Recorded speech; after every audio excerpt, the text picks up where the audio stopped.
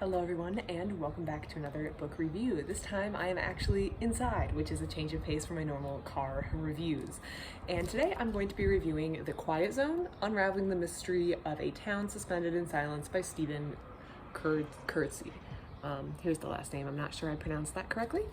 So this book covers the National Radio Quiet Zone in West Virginia and the town of Greenbank, which is a small town that's located in the National Radio Quiet Zone. So this zone is an area that has been set aside for astronomical research. So they eliminate a lot of the regular radio waves and things that might interfere with researching in space. So it's quiet in the sense there's not a lot of this technological chatter that's going around that's present in a lot of our daily lives. Like just inside this apartment, I have cell service, I have a microwave, I have Wi-Fi, so I have a lot of, noise going around that can be picked up by these telescopes that they're pointing at space. And the scientists who kind of started, or the reason this was kind of started, was because the scientists wanted a clear or quiet view of space so they could really get a good information about space and the waves that are coming in not being interfered by stuff in the community. So for this purpose, there was an area that was set aside and designated the National Radio Quiet Zone to kind of enforce these rules about quietness. And I'm using the word quiet in that sense so that the scientific research could be further perpetrated. I had heard of the National Radio Quiet Zone. I've actually driven through it before, but I did not know a whole lot about it. I knew it'd been set aside to be quiet, to do some research, but that was about it. So when I saw this book on it, I didn't really know what to think. I actually thought it might be a true crime book because the cover is kind of foreboding, but it was not.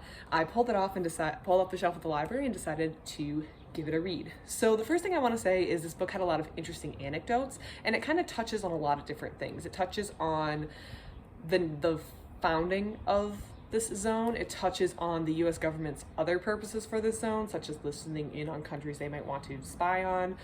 This book covers racially motivated hate groups that find refuge in this region. They discuss the daily lives of the people who live there. They discuss whether or not it's even true that people are quiet in this region. They talk about people who have Wi-Fi and who have cell phones. They talk about the education system and how it's impacted by this radio quiet zone. They talk about people who go there who believe they have sensitivities to these radio waves in day-to-day life. They believe it makes them sick, so they go to this zone to kind of disconnect from that. And the author kind of has this perspective as someone who doesn't really, I don't want to say he doesn't appreciate technology, because I do get the sense that he appreciates technology in certain roles, but he's definitely kind of wary about how pervasive technology is in our life, and he is choosing to kind of step away from some of that. For example, he does not own a smartphone. He's pretty adamant about that. And the book kind of starts off with this introduction of how he doesn't like smartphones and how he thinks they're invading our personal life, which is something I do agree with, even though I do have a smartphone that does invade my life quite a bit.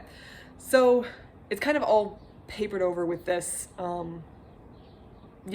his view of technology. There's also murders, hippie gatherings. There's all sorts of stuff that he touches on in this book. And what was very, very interesting, and I did learn a lot, I did have a couple problems with this book, and I want to, I'm kind of sensitive. Whenever I criticize books, I want to also acknowledge that an author put a lot of time and effort into this book, and it's not an attack of the author.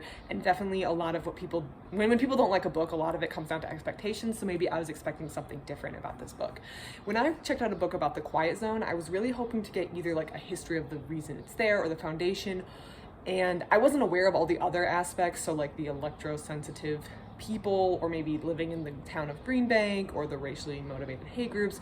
And all this stuff was really interesting to read about, but each one of them probably could have been its own book. And I really would have preferred if a book on the Radio Quiet Zone had kind of focused on one of those things, either a life with less technology, or why some groups are drawn to this area, or some of the violence that's in this area, or how education is different in an area where there's a lot of restrictions on the technology that other schools utilize, which I just thought each one of those topics could have had their own book. So I feel like this book suffered from a lack of focus because each chapter kind of jumped between some other topic and another, and you really just were getting started on a topic, and then it would switch directions to something else, and I felt like there's no cohesive narrative throughout the book about one particular topic, but each of the topics were in and of itself very interesting, and it definitely taught me a lot. So this book I would have given a 2.5 to 3 star. I think the low rating was just a lot of it was about my expectations of the book. I expected it to be a little different than it was, and that's kind of what led to the low rating, but I also think the lack of cohesive narrative throughout all of it kind of threw me for a loop. Every time I changed the page, I felt like or switched the page, I always felt like I was going into a new topic and we were going in a different direction, and it didn't really feel like an overview book. It felt like the author kind of wanted to go deep on all of the topics, but didn't really have the time, so just switched between them. And the topics didn't even feel like they were grouped. So it wasn't like part 1, technology and education, part 2, life in Green Bank, part 3, hate groups that take up residence in this area. It was like they were all kind of mixed together. So you'd be, oh, we're going back to this topic, and now we're going here, and now the narrative is skipping ahead.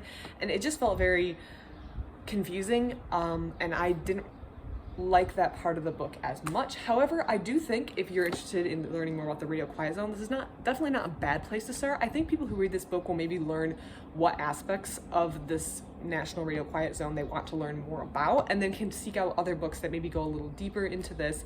And yeah, I really appreciate that the author spent the time and the effort to write this book, because I did learn quite a bit more about this zone that I did not know before. If anyone else has read this book or has any thoughts on it, feel free to comment below. I'd love to read them. And other than that, I hope you have a great day.